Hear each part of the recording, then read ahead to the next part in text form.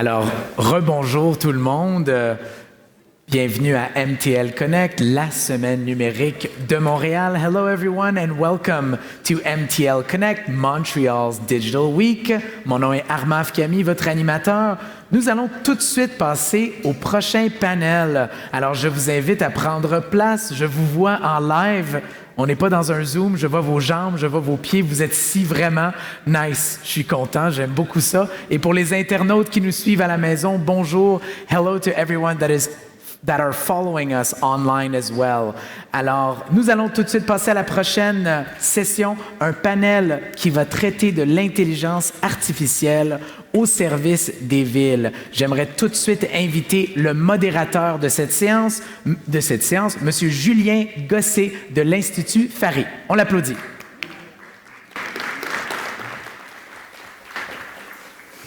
Bonjour à tous, je suis ravi d'être ici à Montréal pour animer cette séance de discussion sur l'intelligence artificielle au service des villes. Alors comme monsieur l'a dit, mon nom est Julien Gosset, je suis chercheur à l'Université libre de Bruxelles. Je travaille principalement sur des questions à l'intersection entre le digital d'une part et le développement durable d'autre part.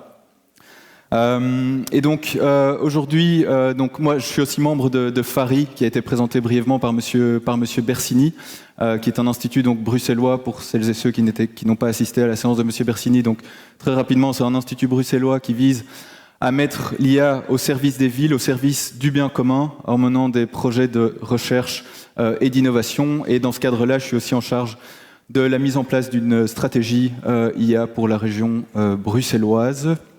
Donc je suis très curieux d'entendre ce que nos intervenants auront à nous dire pendant cette discussion. Et donc on vous propose aujourd'hui un panel regard croisé qui est double, étant donné qu'on va avoir les perspectives de Bruxelles d'une part et de Montréal d'autre part, mais aussi un regard croisé entre académiques d'une part et administration publique d'autre part. Donc je pense que voilà, les discussions vont être très enrichissantes. Et permettez-moi du coup d'introduire les intervenants à ce panel. Premièrement, nous avons Madame Marie-Christine Terrien, donc professeure titulaire, directrice de Cité ID Living Lab, gouvernance de la résilience urbaine, à l'École nationale d'administration publique, également co-créatrice du collaboratoire Unicité, visant à marier science et politique dans le milieu municipal. Bienvenue Madame Terrien. Ensuite, nous avons Monsieur Gayet Haïdar, directeur à la direction Solutions d'affaires, gestion du territoire, au service des technologies de l'information à la ville de Montréal. Alors cette direction comprend le centre d'expertise en intelligence d'affaires, intelligence artificielle, Internet des objets et géomatique. Bienvenue Monsieur Haïdar.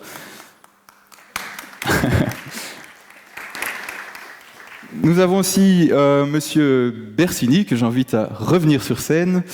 Donc, pour celles et ceux qui n'ont pas assisté à la présentation ce matin, Monsieur Bersini est professeur à l'ULB, co-directeur d'Iridia, qui est le centre d'intelligence artificielle à l'Université libre de Bruxelles, également créateur et co-directeur scientifique de Fari et membre de l'Académie royale des sciences belges. Et puis nous avons un dernier intervenant en ligne, Monsieur Yves Matonnet, du Centre informatique pour la région bruxelloise. Monsieur Matonnet est responsable du pôle pour la région bruxelloise. Et dans ce cadre-là, il accompagne diverses administrations, pouvoirs locaux dans la transformation digitale et également dans l'intégration de l'IA au sein de ces administrations et des services publics. Alors, je vais m'installer là. Pour rentrer dans le vif du sujet, donc on le sait, divers pays, notamment le Canada, ont été pionniers dans l'élaboration de stratégies nationales liées à l'intelligence artificielle.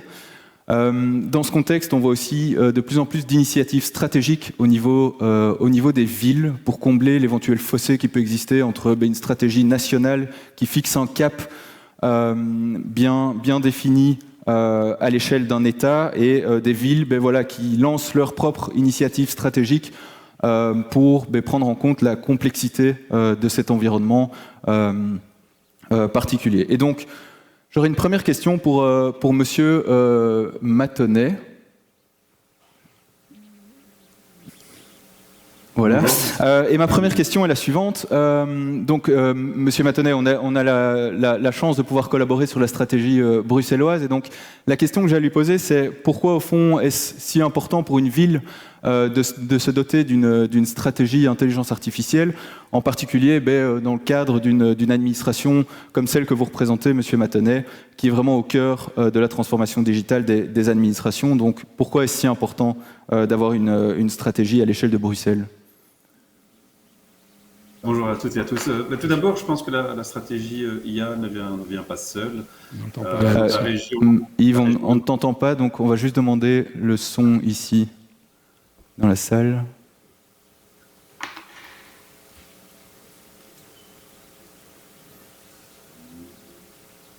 Est-ce que vous m'entendez ? Oui. On t'entend. On ne t'entend plus. Ah voilà. Vas-y. Je disais d'abord bonjour à toutes et à tous. Tout d'abord, pour répondre à votre question, ce qu'il faut savoir, c'est que la stratégie IA ne vient pas seule. La région développe tout d'abord une stratégie autour de la donnée qui vise une meilleure maîtrise de la donnée, meilleure utilisation ou réutilisation par les administrations et aussi une meilleure protection de la donnée. Et donc on considère que cette stratégie autour de la donnée est un prérequis avant de développer une stratégie. Ensuite, grâce à l'appui de l'Institut Paris, effectivement, nous souhaitons définir une stratégie pour toute la région bruxelloise, donc on couvre une série d'institutions régionales, mais aussi 19 communes. Et l'ambition, elle est de définir et de développer les conditions pour que l'intelligence artificielle vienne au service des administrations, des citoyens, des entreprises, mais de manière harmonieuse, coordonnée et peut-être surtout mutualisée. Effectivement, nous pensons que individuellement, chaque organisation ne peut pas profiter pleinement du potentiel de l'intelligence artificielle. Et donc, sans anticiper sur le contenu que cette stratégie aura, je m'attends quand même à ce qu'elle réponde à certaines questions, comme finalement, comment est-ce qu'on intègre de manière systématique l'intelligence artificielle dans les réflexions sur les problèmes métiers et donc sur les solutions IT. Comment donner de la visibilité au secteur public, privé, institutionnel sur nos intentions. Quel est le cadre éthique et de transparence que nous voulons pour l'intelligence artificielle? Il faut savoir quand même que plusieurs administrations utilisent déjà des outils qui contiennent, sans qu'elles le sachent peut-être, de l'intelligence artificielle. Et puis la protection des citoyens et la transparence sur les traitements de leurs données est un fondement selon moi. D'autres questions aussi, comme quel est le cadre organisationnel que l'on veut mettre pour accompagner les projets. Est-ce qu'on doit créer un centre de compétences, sachant que chaque organisation individuellement, je ne pense pas, pourra développer et n'aura pas les moyens pour développer quelque chose dans un silo ou dans son coin. Ou comment créer un cadre exploratoire partagé. Je pense que c'est très important et Farid va nous aider, je pense, à ça. Créer ce cadre exploratoire qui va permettre aux villes et aux administrations de venir tester des cas pratiques avant de se lancer dans des projets. Et puis au-delà du monde de la recherche, je pense que bien sûr le secteur privé, la société civile, mais aussi et surtout les citoyens.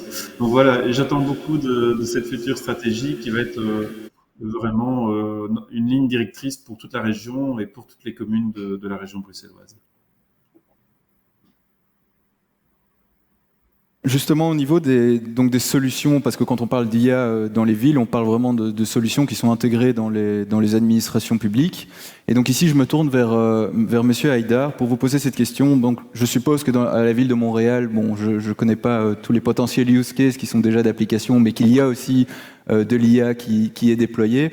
Est-ce que vous auriez des erreurs à ne pas commettre d'un point de vue technique ou des points d'attention que vous voudriez partager qui, dans le cadre de projets IA, sont importants à prendre en compte au niveau des villes? Oui, absolument. Quand on a commencé à implémenter le IA à la ville, on a pensé très gros. Donc, on a implémenté toute une infrastructure de Hadoop avec tout ce qui est nécessaire pour pouvoir aller de l'avant avec. c'est comme si on n'avait pas assez de projets pour utiliser ça. Donc l'infrastructure devient désuète avec le temps, et elle n'est pas maintenable. Il ne faut pas aller avec une infrastructure tellement avancée quand tu n'as pas assez de projets pour y aller de l'avant. Donc le mode de livraison du AI à la ville de Montréal était pensé gros au début, où on est allé vraiment avec une grosse infra, une grosse approche, mais il n'y avait pas encore assez de clients qui ont la réception ou qui sont prêts à recevoir des systèmes d'intelligence artificielle.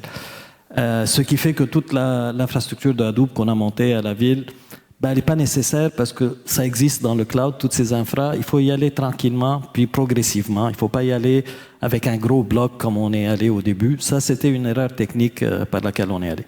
En parallèle, comme monsieur l'a mentionné, la gouvernance de données, c'est quelque chose d'essentiel. Donc, on a, en effet, à la ville de Montréal, c'est comme si c'était 19 organisations, parce qu'il y a tellement de services qui font plein de choses. Et puis, chacun de ces services a sa façon d'avoir accès à sa donnée, d'avoir sa configuration de données, etc.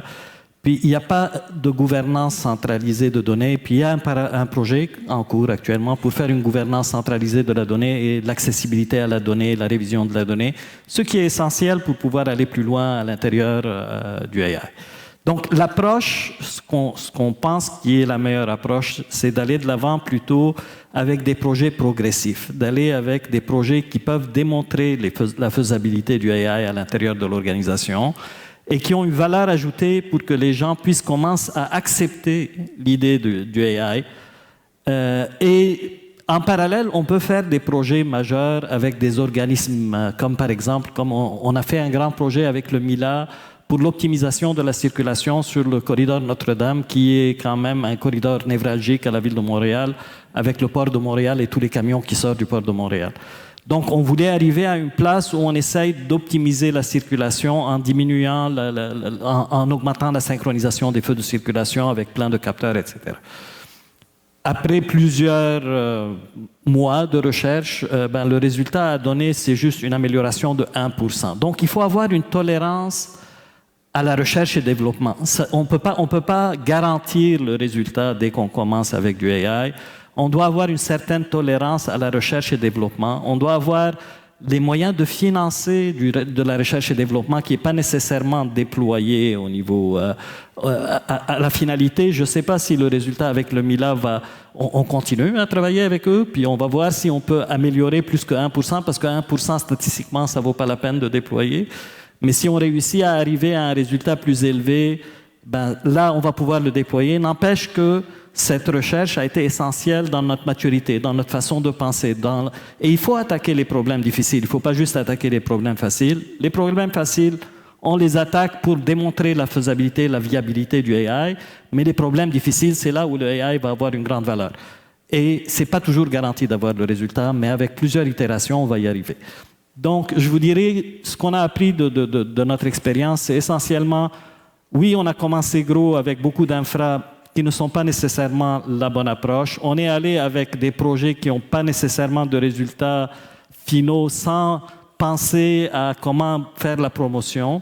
Là, on y va plutôt avec une approche de petite moyenne entreprise où on y va avec des preuves de concept, on y va avec des démonstrations, on utilise les infra existantes. Puis on y va avec, en parallèle, des projets majeurs avec des institutions comme le MILA ou des organismes comme les universités qui peuvent nous donner un grand coup de main là-dessus. Puis on fait une croissance organique à l'intérieur de l'organisation où les gens sont en train d'apprendre de plus en plus les technologies et sont de plus en plus en train de déployer. Puis l'acceptabilité du AI est en train d'augmenter. C'est très difficile de vendre à un ingénieur de circulation que son algorithme d'ingénierie de circulation peut être amélioré par l'intelligence artificielle. Ça va prendre beaucoup de preuves avant de se rendre là. On a beaucoup d'industries à la ville, que ce soit l'industrie de l'eau, l'industrie d'épuration d'eau, etc. Il y a beaucoup de TO. Remplacer ça par du IoT ou par du AI, ça va prendre des années, mais il faut travailler dans ce sens-là pour cela. Donc si je comprends bien, capitaliser sur ce qui existe, adopter une façon agile de travailler grâce à l'expérimentation, la recherche aussi, et les collaborations. Maintenant, je me tourne vers le reste du panel, Madame Therrien, Monsieur Bersini. Est-ce que vous auriez quelque chose à ajouter vraiment sur l'intégration stratégique de l'IA au service des villes et sur les points d'attention ou les potentiels risques que vous verriez dans ces use cases? Je pense que ce que vous avez mentionné sur la gouvernance des données montre en fait combien c'est important aussi de comprendre comment les organisations fonctionnent. Alors, moi, je suis plus du domaine des sciences sociales, de l'administration publique, comme professeur à l'école d'administration publique. Et effectivement, très souvent, on perd ce sens qu'il faut comprendre que dans les organisations, il y a des problématiques. Vous parliez de 19 administrations, donc on sait que le territoire de Montréal est extrêmement complexe. Et les difficultés de contrôle des ressources, de silos, de tout ce que l'on entend habituellement, elles ne vont pas disparaître parce qu'il y a une forme de magie derrière l'intelligence artificielle ou le numérique. Et donc, on doit prendre en considération ces aspects de gouvernance des données de façon concomitante au développement des projets d'intelligence artificielle. Ça m'apparaît crucial.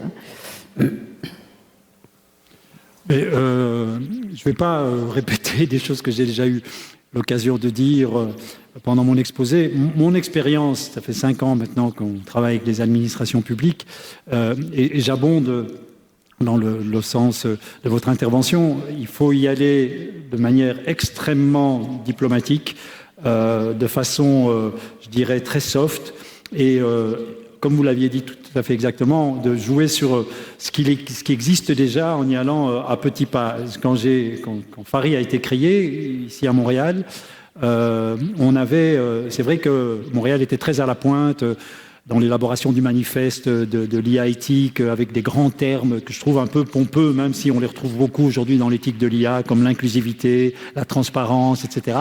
Mais je trouvais que ces termes ne voulaient pas dire grand-chose quand on commençait à développer un logiciel pour l'accès dans les écoles, pour la mobilité, etc. Et que la bonne manière d'incarner et de comprendre ce que voulait dire la transparence ou l'inclusivité, etc., c'était de vraiment développer du logiciel pour les administrations publiques.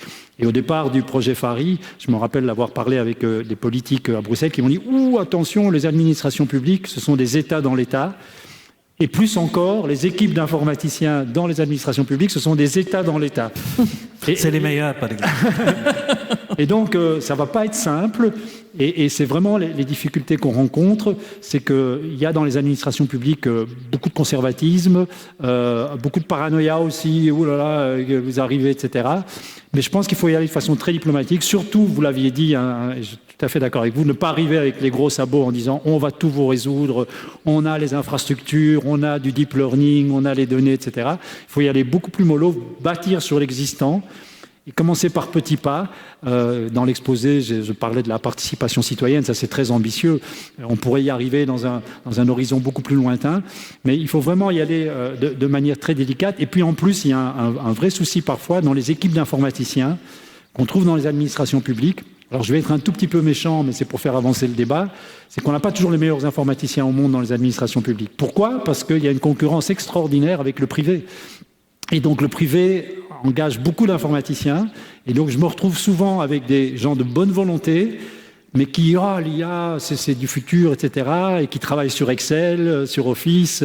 Donc même quand on arrive avec Python, un Jupyter Notebook, comme tous les jeunes apprennent maintenant dans les universités, ils ne savent pas ce que c'est.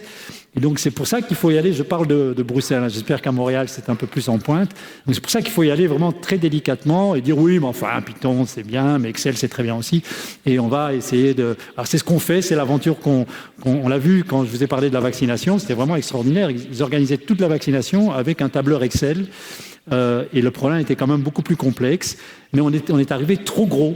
Ils n'ont pas accepté, parce que c'était trop compliqué ce qu'on avait mis en place. Donc on a échoué.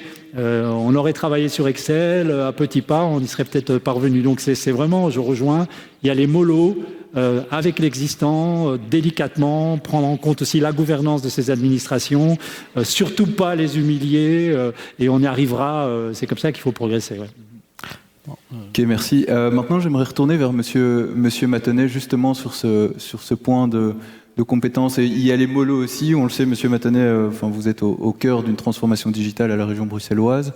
Quelle est la vision du CIRB vraiment autour de ça, autour de du fait d'onboarder en fait les différentes administrations et petit à petit construire ensemble. Pourriez-vous nous partager un peu plus sur le trajet de transformation que vous menez avec ces administrations et comment vous voyez les choses? Je suis assez aligné avec ce qui dit, donc je pense que effectivement, il faut démarrer avec des projets et donc grâce à l'Institut Fari, on développe une série de cas pratiques dans les administrations qui sont intéressants pour faire monter en maturité aussi bien les responsables des administrations que des organisations comme la mienne, le CIRB. Je crois aussi beaucoup à l'expérimentation et à cette notion de laboratoire qui est finalement je pense de plus en plus facile à mettre en œuvre et donc qui permettra, j'espère, aux administrations de venir expérimenter des choses, mais aussi à des organismes comme le mien, le CIRB, à venir expérimenter aussi des choses dans des cycles assez courts qui finalement coûtent beaucoup moins cher que si on fait un projet de 2 ans et puis on se rend compte que le cas pratique en fait ou que le business case c'est pas bon en fait et on l'a mentionné juste avant. Donc je pense que cette double approche de démarrer des projets comme on le fait aujourd'hui en région bruxelloise, à côté de ça de développer une capacité exploratoire ou de laboratoire, on l'appellera comme on voudra. Et puis je tiens quand même à dire que dans la stratégie IA qu'on veut, je pense que c'est important quand même d'avoir quelques lignes de conduite qu'on peut envisager de manière assez agile, mais notamment en termes d'éthique, de principes de fonctionnement, de transparence. Je pense que peut-être que dans un premier temps, ça reste des grands principes un peu théoriques, mais qui sont peut-être certaines lignes blanches qu'on doit continuer à regarder pour le développement. Revenir sur le point justement que vous avez mentionné par rapport à la désuétude au niveau des organisations publiques. En effet, il y a 5 ans, à la ville de Montréal, le niveau de désuétude était très élevé. Puis les applications qui ont été développées étaient très legacy, puis dans lesquelles on est allé. Je vous dirais, il y a 5 ans, il y a eu comme un changement organisationnel au niveau de la ville, où on est passé de 300-400 informaticiens à 700 informaticiens. Et on a changé complètement l'approche de livraison au niveau de la ville. Puis ça a changé des paradigmes au niveau de la ville dans la façon qu'on est en train de penser, parce qu'avant ça, tu avais des employés qui faisaient leur carrière, 30 ans à la ville. C'est très rare maintenant dans notre département qu'on a des gens qui passent plus que 4-5 ans dans l'organisation et leur employabilité a augmenté beaucoup. Donc on a des gens maintenant récemment on a un qui vient d'être employé par Amazon, etc. Donc oui, c'est vrai, il y a 5 ans pour la ville de Montréal, ce n'est plus le cas. On est compétitif sur le marché. C'est sûr qu'on n'est pas au niveau des grosses firmes, mais on a une certaine qualité de vie que les autres firmes ne peuvent pas donner. Donc, on attire un certain public. Puis on y va avec le public jeune, qui sont les jeunes universitaires. C'est sûr qu'après quelques années, ils se retrouvent sur le marché ailleurs. Mais je comprends le point que vous avez amené. Je pense qu'à la ville de Montréal, on a passé ce point-là. Est-ce que les administrations chez vous ont le réflexe maintenant, quand ils ont un nouveau use case dans lequel l'IA serait impliquée, de venir vous voir, de voir les universités, parce que moi, ce que je constate, si vous voulez, à Bruxelles, mais que je l'avais fait dans mon exposé avec la France, quand ils ont mis en place la campagne de vaccination, le premier réflexe a été McKinsey, et certainement pas, et c'est pour ça qu'il y a eu un jeune, que j'ai fait allusion à ça, qui a eu la Légion d'honneur, puisque c'est lui qui a mis le site de vaccination le plus visité. Mais est-ce qu'à Montréal, il y a ce réflexe maintenant? Non. Je ne dis pas que l'organisation de la ville a complètement changé. Je dis que l'organisation des TI internes à l'intérieur de la ville ont changé. Donc, le réflexe que le AI est par défaut n'est pas là. On a une promotion avant. On a une vente à faire. On est en train de travailler sur des preuves pour faire la vente au reste de l'organisation. Il y a des organisations qui sont beaucoup plus traditionnelles à la ville de Montréal, le SPVM, etc. C'est des organisations qui ont des assises historiques. Bon, dans l'industrie aussi, même, et c'est pas juste à la ville de Montréal, c'est partout. Quand tu t'en vas dans le TO, c'est très difficile de switcher au IoT et au AI avant de s'assurer vraiment, parce que tu veux pas que ta production d'eau tombe, tu veux pas que tes feux de circulation fassent une défaillance. Bon. Donc, cette transition va prendre un certain temps, c'est sûr. Est-ce que le réflexe est automatique de venir poser la question? Non, je vous dirais pour le BI, oui. Pour le AI, on n'est pas rendu là. Mais pour tout ce qui est BI, tout ce qui est reporting, tout ce qui est analytique, absolument, ça s'en vient. Tout ce qui est AI, c'est quelques pionniers au niveau de la ville qui sont en train d'aller de l'avant. Et justement, sur cette thématique de la collaboration université-administration publique, je pense que Madame Therrien, vous travaillez beaucoup sur ces sujets au niveau de la gouvernance de la ville, la résilience urbaine, etc. Est-ce que vous auriez des conseils, des outils à donner, aussi bien du côté administration publique que des universités, pour favoriser ces collaborations? Oui, absolument. Je pense que vous êtes un peu un cas d'exception. Dans le sens où vous êtes beaucoup en mode hybride, c'est-à-dire en recherche et développement, mais aussi en administration à la ville. Dans les observations que l'on fait sur ce lien entre science et politique, si on veut le prendre dans un terme générique, en fait, c'est que les villes sont les parents pauvres dans ce transfert entre science et politique. Et il faut vraiment travailler beaucoup plus sur la création de ponts entre sciences et politique urbaines. Donc, c'est pour ça qu'on a mis en place avec le scientifique en chef du Québec, donc le collaboratoire Unicité, qui va s'intéresser qu'à cet aspect de sciences et politiques urbaines.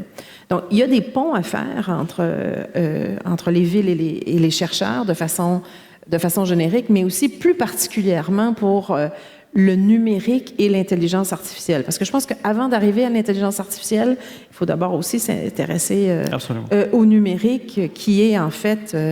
les villes sont remplies de données et assez peu utilisées de façon générale. Si on regarde dans des arrondissements, etc., ils sont assis sur des mines de données, ne les utilisent pas.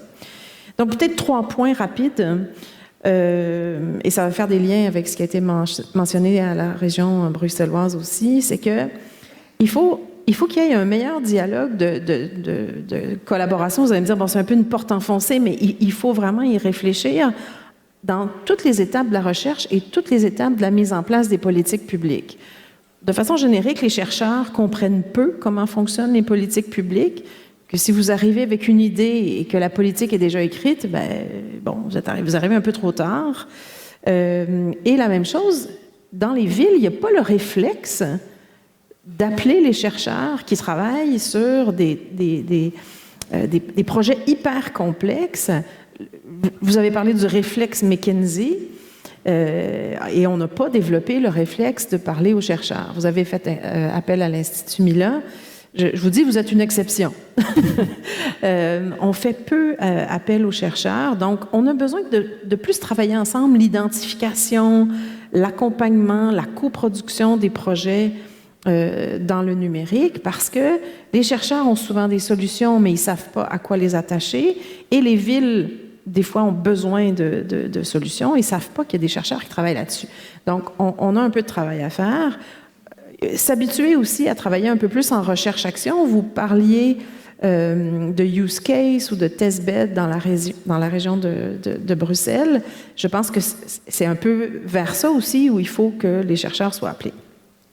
Le deuxième point, je pense que c'est la valorisation et la dissémination de la recherche. Les chercheurs ont besoin de faire aussi un effort sur l'engagement de projets pertinents pour les politiques, c'est-à-dire identifier des problématiques qui sont réelles. Vous en avez fait des exemples qui étaient très probants. Il faut qu'on ait des méthodes convaincantes aussi, et quand c'est trop complexe, effectivement, ça ne passe pas. Alors, l'étapisme est aussi un apprentissage à faire. Et finalement, je le disais tout à l'heure, il y a une compréhension à faire sur le cycle des politiques publiques. C'est quand le bon moment de se présenter. Le bon point. Et très difficile pour les chercheurs et très difficile aussi pour les administrations publiques de lever la main rapidement auprès des chercheurs dans le bon moment. Donc, est-ce qu'on est en train de décider de ce qu'il y a dans la politique? Est-ce qu'on est en train de faire sa mise en œuvre? Est-ce qu'on est en train d'évaluer les résultats? Donc, tout ça doit être pris en considération. Il faut voir aussi le chercheur un peu comme un courtier de connaissances qui a la possibilité finalement de d'être en échange et en transfert, et de souligner beaucoup mieux, que ce soit dans les villes ou chez les chercheurs, comment on a une application locale. Vous mentionniez donc sur la rue Notre-Dame, admettons que ça aurait été un succès de plus qu'1%. Donc, comment on fait... On va se rendre. On n'est pas rendu. Mais on va se rendre. Ça s'en vient. Donc, quand ça sera un succès où vous direz, bon, le pourcentage est suffisant, je pense que la diffusion de ces résultats-là, de montrer leur image, à ce moment-là, ce sont des cercles vertueux qui se créent. Je pourrais revenir plus tard sur la création d'espaces de partage. Oui. Je voudrais rebondir, je suis tout à fait en phase avec pas mal de choses que vous avez dites. Le problème notamment que nous rencontrons avec nos chercheurs dans les universités, c'est que quand on veut les impliquer dans des problématiques de gestion de la ville, etc., souvent, les applications sont relativement évidentes dans la mesure où on peut déjà faire beaucoup de choses avec des logiciels existants, avec les données qui sont à disposition, etc. Mais c'est chronophage, comme vous savez, puisqu'il va falloir faire tourner les choses, passer beaucoup de temps avec les administrations, surtout si l'on veut, comme notre collègue bruxellois le dit, c'est-à-dire aboutir à l'opérationnalisation de ce que le chercheur a fait. Et malheureusement pour le chercheur, il ne va pas en faire beaucoup de publications. Parce que ça n'est pas ce qu'on attend dans les revues. Je me rappelle avoir discuté avec le MILA, avec des personnalités comme Joshua Benjo, etc. Et mettre les chercheurs au service de la ville, c'est un peu sacrifier aussi leur carrière académique, leur monde de publication, parce qu'on ne publie pas ça. Parce que, bon, même si vous avez un bon algorithme pour faciliter, ça sera quand même un algorithme existant. Et donc ça, c'est une des difficultés que nous rencontrons dans FARI.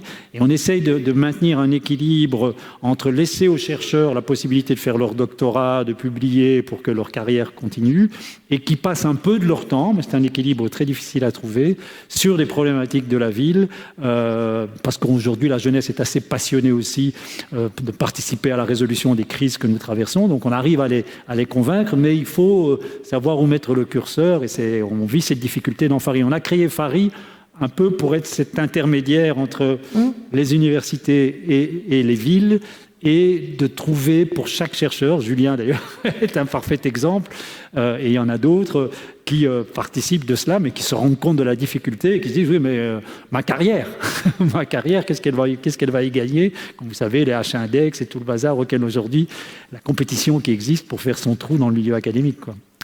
Justement, pour renforcer ce que vous avez dit, quand on a présenté le projet au MILA pour l'optimisation on avait présenté 7 projets, pas un seul. Puis le MILA a fait un pick and choose. Il a dit ça, je peux faire des publications avec. Ça, c'est un projet qui n'est pas résolu. Donc ça, c'est quelque... Et en effet, il faut aller avec les projets complexes qui n'ont pas de résultats nécessairement avec la recherche et développement. Les projets qui ont déjà des résolutions d'algorithmes connus, etc., c'est beaucoup plus des preuves à l'interne qu'on est capable de faire et on n'a pas besoin d'aller avec des chercheurs dans ce cas-là. Mais je vous dirais, en effet, on l'a vécu avec le MILA, puis ils ont fait un pick and choose et ils nous ont dit, regardez, mon carnet est déjà rempli, là. Ce projet-là, oui, parce que c'est un projet qui peut mener à une publication ou à quelque chose. Mais pour revenir sur ce que vous avez dit, c'est pas juste dans le IA, c'est sur des politiques de la ville, les politiques de rétention de données, des politiques de gouvernance de données, etc. L'acceptabilité sociale. On est maintenant avec beaucoup d'universitaires en train d'essayer de trouver comment tu peux augmenter l'acceptabilité sociale, pas juste du IA, mais du IoT qui est sur le territoire. Comment tu peux installer des caméras à Montréal et garantir que tu ne vas pas avoir des gens qui vont... Donc, c'est quoi la politique de rétention de données, etc. Donc, il y a beaucoup de recherches qui sont pas nécessaires, mais qui sont précurseurs, parce que si on n'a pas les données, on ne peut pas faire du IA. Donc, pour avoir les données, il faut qu'on ait toute cette gouvernance et il faut qu'on ait toute cette approche-là. Donc, en effet, la recherche pour des algorithmes avancés, l'intérêt est minime que dans des cas extrêmes. Et le problème, c'est que ça peut ne pas aboutir. Et le problème, c'est le financement de ces affaires-là. S'ils n'aboutissent pas, c'est au budget de fonctionnement de l'organisation. Tandis que s'ils aboutissent, ça peut être capitalisable, etc. Donc, oui, il y a pas mal d'enjeux dans ce sens-là. Je suis d'accord avec vous. Oui, c'est l'arrimage de deux mondes. Parce que vous êtes présenté au MILA avec 7 projets, donc Vous avez dit, ben, dans notre monde, il y a 7 projets. Où est-ce qu'il y a un arrimage qui peut se faire? Et on en choisit un. Donc, ça satisfait à leur situation aussi. Vous parliez du fait que vous êtes un peu, c'est une des propositions que j'avais, un peu une espèce d'objet frontière. Le Fari est un objet frontière où vous agissez un peu comme un traducteur. Je pense que c'est une idée, en fait, qui est intéressante. Alors, tous les chercheurs ne sont pas pareils non plus. Il y a des gens qui vont vouloir avoir une carrière, publiée, etc. Mais il y a des chercheurs qui ont une approche plus pragmatique et qui vont accepter de vivre dans cette hybridité, de faire un peu comme ce qui se passe à Bruxelles ou ce qui se passe ici chez vous ou dans l'espace Montréal en commun sur les villes intelligentes qui se passent pour la ville. Donc, je pense que cette possibilité-là, elle doit être créée et elle ne doit pas être attendue chez tout le monde non plus. Oui, bien sûr. Il faut Bien sûr. fonctionner avec les gens qui acceptent cette situation-là. Je pense que l'augmentation de la perméabilité entre la recherche et les villes est extrêmement importante. Et on a toutes sortes d'exemples qui existent, qui vont de donner un projet de recherche qui est plutôt éloigné à être carrément intégré. Donc, on a, par exemple, à Cape Town, en Afrique du Sud, des chercheurs qui passent 3 ans dans la ville à temps partiel.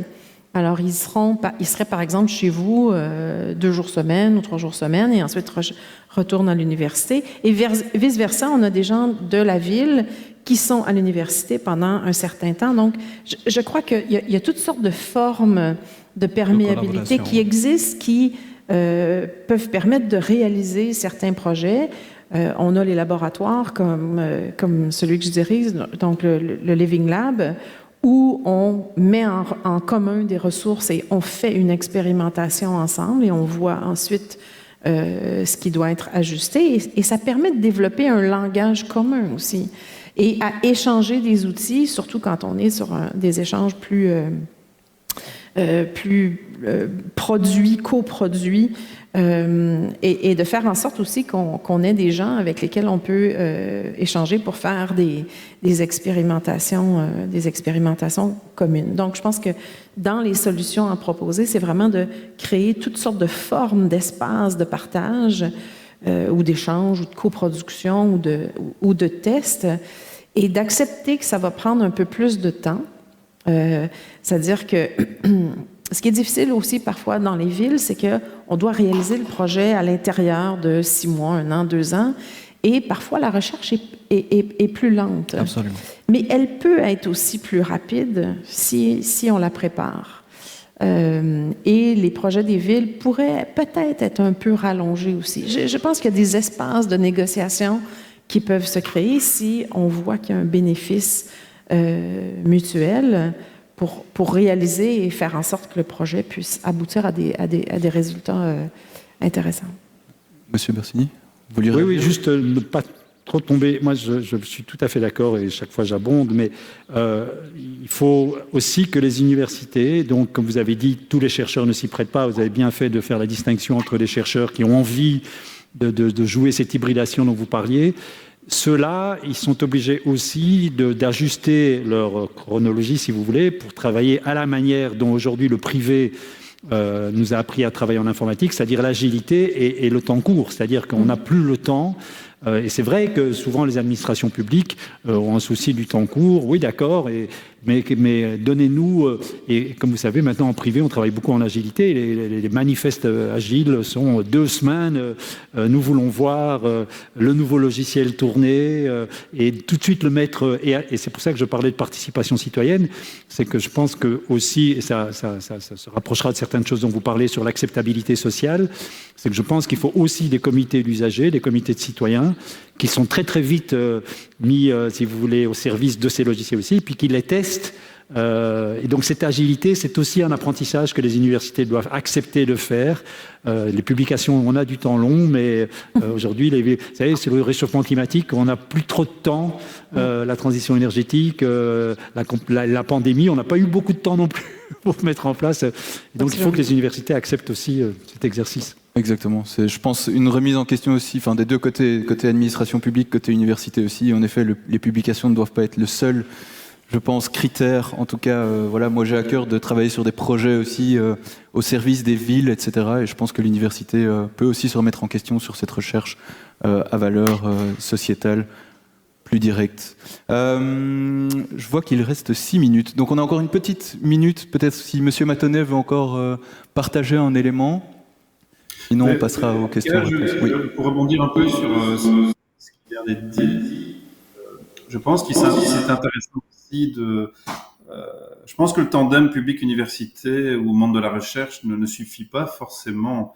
Et donc, moi, je suis de ceux qui pensent qu'il faut rajouter un ingrédient, c'est celui du secteur privé. Et je pense qu'il y a quand même certains opérateurs privés qui sont prêts à jouer le jeu de l'expérimentation ou de contribuer à des trajets exploratoires, même si le résultat n'est pas 100% garanti. Et peut-être que avec l'arrivée du privé, où eux finalement amènent aussi une certaine forme d'expertise, mais amènent aussi de l'expérience concrète sur des réalisations concrètes. Le secteur public amenant, lui, essentiellement ses données, finalement, et le secteur universitaire amenant une certaine connaissance et de la recherche. Peut-être qu'avec ces trois ingrédients-là, chacun sera plus à l'aise dans son rôle. Voilà. Et je pense que et si on met encore en plus le citoyen dans l'écosystème, je pense qu'on peut arriver à quelque chose d'intéressant. Il est sans doute pas nécessaire de défendre le rôle du secteur privé, puisque c'est quand même le réflexe des administrations publiques. Donc moi, c'est pour ça que je sais bien que le privé joue un rôle très important, mais dans les administrations publiques, c'est devenu en général leur première attitude, c'est-à-dire faire appel, faire des appels d'offres, faire un cahier de charges, et ouvrir des marchés publics. Et en général, ce sont des organismes privés qui remportent ces marchés. Je l'ai bien vu pour la vaccination. C'est comme ça que ça s'est passé. Et ça s'est passé comme ça en France. Et c'est de fait comme ça que McKinsey s'est emparé du... Mais moi, ce que je veux, c'est... Je sais bien que le secteur privé a un rôle très important à jouer, mais je défends une nouvelle articulation entre les universités, les administrations publiques et les acteurs privés. Pour l'instant, la balance est quand même très forte en faveur des acteurs privés. Et je trouve que c'est pour ça que je pousse, moi, le monde de l'université. Il n'est pas nécessaire de défendre la mainmise du secteur privé sur les administrations. Il est déjà très, très là. Ok, merci beaucoup. Maintenant, je vais me tourner vers l'audience. Il nous reste 4 minutes, donc le temps pour une ou deux questions rapides. Donc, vous le savez, il y a 2 micros dans la salle. Ça peut être des questions, ça peut être des remarques, ça peut aussi être des suggestions, des conseils. N'hésitez pas à partager. Non? Ok. Dans le panel, vous voulez encore partager une réflexion pour conclure? Mais peut-être rebondir sur cette place du privé. C'est vrai qu'elle est troublante. Et je pense plus particulièrement pour le numérique et l'intelligence artificielle à cause des effets sociétaux potentiels. Mais il est difficile pour les universités de répondre aux appels d'offres dans le numérique ou dans l'intelligence artificielle. Et donc, il y a peut-être aussi à repenser ce lien de façon générale entre les universités et l'administration publique pour faire en sorte finalement que ça soit peut-être plus un lieu d'échange qu'un lieu de tractation où on répond à un appel d'offres pour répondre à un problème. Bon, évidemment, il y a des lois autour de ça, hein, parce qu'on peut pas faire des contrats comme on veut. Mais même au niveau loi, la collaboration avec les organismes à but non lucratif et les universités est beaucoup plus tolérée au niveau de... oui. La marge est beaucoup plus élevée dans les contrats de gré à gré qu'on peut faire avec les universités qu'avec le privé. Donc, si je ne me trompe pas, c'est 3 fois plus ce qu'on peut faire en gré à gré avec une université ou que ce qu'on peut faire avec un organisme privé.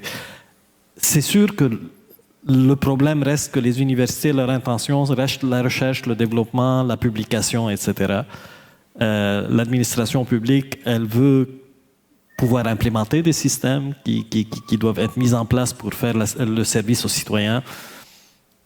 Et c'est pour ça que j'ai dit dès le début, si vous vous rappelez, dans la façon qu'on veut implémenter, c'est que la recherche et développement doit être tolérée. Si on ne peut pas tolérer le fait que tu ne vas pas aboutir et que tu n'as pas le financement, parce que si tu n'aboutis pas, ton financement est déjà perdu. Donc, il faut avoir cette... Et je pense qu'on est rendu là à la ville. On est rendu à une place où on a créé un mode de livraison avec ce qu'on appelle un pre-lab, où c'est purement de la recherche et du développement, avec une collaboration avec différentes organisations, selon la complexité du problème. Si c'est un problème simple, on va le faire tout seul. Si c'est un problème complexe, comme l'affaire du corridor Notre-Dame, on va le faire avec des organismes comme le MILA, etc. Donc, je pense qu'on passe cette phase-là où la recherche et développement est devenu acceptable, ce qui n'était pas le cas avant. Donc, là, en créant notre mode de livraison au niveau du AI à la ville, c'est pas le cas au BI, c'est pas le cas au numérique. Au numérique et au AI, au BI, il n'y a pas de recherche et développement. On est en mode livraison tout le temps. Mais au AI, on a créé notre pre-lab. On est allé de l'avant avec la notion de recherche et de la possibilité d'avoir 0 résultat. Je pense que ça va ouvrir la porte. On va voir ce que ça va donner. C'est déjà Très une bien. étape de plus. Merci beaucoup. Merci Madame Thérian, Monsieur Haïdar, Monsieur Bersini et Monsieur Matonnet en ligne pour ces échanges. Donc voilà, il ne me reste plus qu'à vous souhaiter une bonne suite de conférences et merci pour l'accueil.